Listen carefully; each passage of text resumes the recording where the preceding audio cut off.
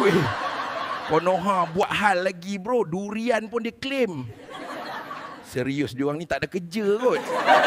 Aku rasa diorang ni boring gila. Asyik minta sedekah TikTok je. Otak dah tak betul weh.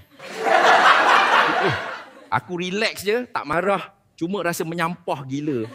Serius, IQ diorang bukan level kita bro. Bro, dia claim lah apa pun. Tak ada beza pun. Harga durian kat sini tetap cekik darah. Bro, dah jadi biasa dah ni. Setahun sekali je mesti cari pasal. Gila babi weh. Hari tu rendang pun dia claim. Kita relax je bro. Dia je meroyan seorang-seorang. Weh, rendang sini beli. Bukan kena cukai Konoha pun. Dia orang claim bodoh, buang masa je.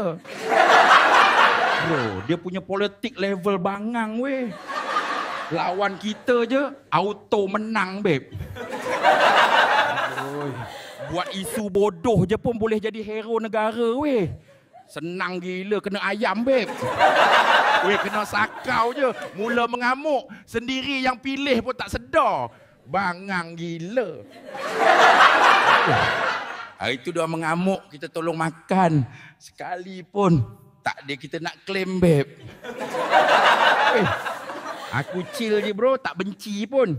Kang kutuk lebih, kahwin janda Konoha mahalu weh. Negara dah nak tenggelam bro. Sudah-sudah lah jadi kaki claim. Benda bodoh je ni.